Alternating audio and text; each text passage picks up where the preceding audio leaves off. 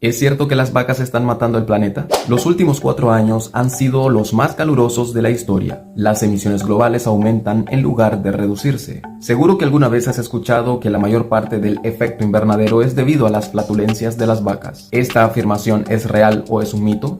¿Hasta qué punto están poniendo en peligro la vida en nuestro planeta? El metano es un gas de efecto invernadero que se genera en multitud de procesos naturales y artificiales. El más conocido posiblemente sea el que se produce en el interior del aparato digestivo de los rumiantes como las vacas, búfalos, ovejas y cabras. Se produce metano cuando los microbios que se encuentran en su interior fermentan el alimento que consumen. Este proceso, conocido como fermentación entérica, produce el metano que las vacas eliminan posteriormente. En contra de la creencia popular, este gas no es expulsado mediante las flatulencias, sino que pasa al sistema respiratorio y es eliminado por medio de las exhalaciones. La peligrosidad de este gas metano vacuno que se emite a la atmósfera radica en dos pilares principales. El primero es que es un gas de efecto invernadero muy potente. De este modo, 1 kilogramo de metano liberado a la atmósfera tiene el mismo potencial de calentamiento que 25 kilogramos de dióxido de carbono.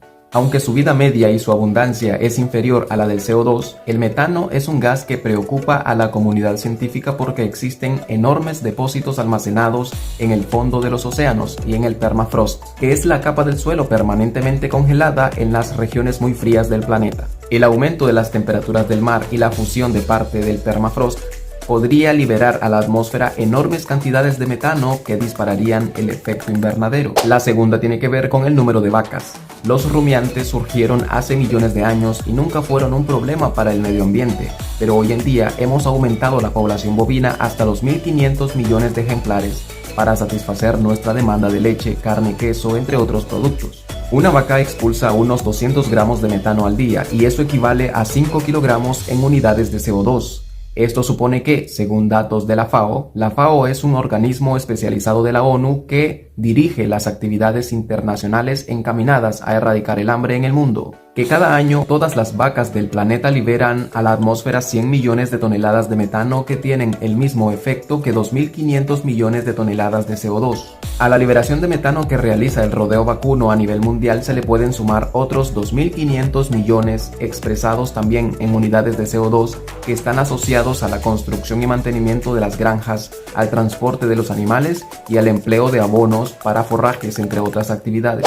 Esta cantidad astronómica difícil de imaginar resulta ridícula si la comparamos con los 50.000 millones de toneladas de gases de efecto invernadero, siempre en unidades de dióxido de carbono, que se liberan cada año según cálculos del Panel Intergubernamental del Cambio Climático.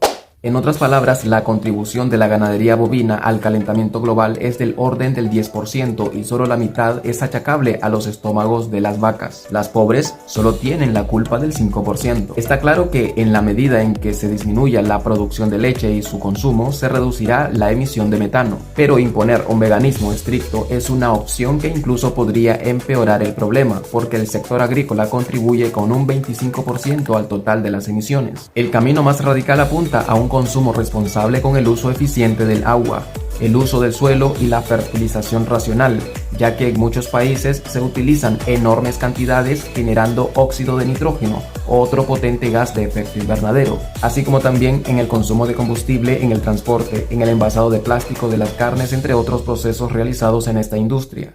La realidad es que el verdadero problema no es la vaca, sino todo el entremado que se ha construido alrededor de ella. La FAO señala que una gestión y consumo responsable ahorrarían más de 1.700 millones de toneladas de CO2 equivalentes.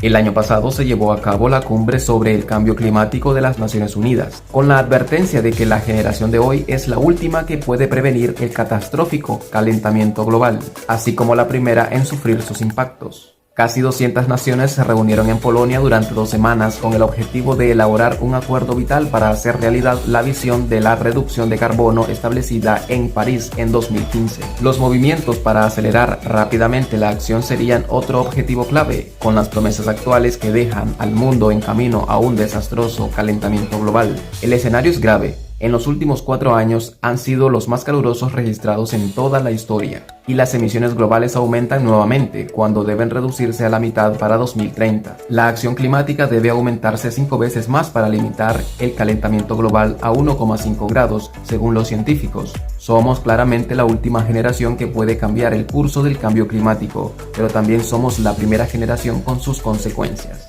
Dime tú, ¿qué opinas de esto?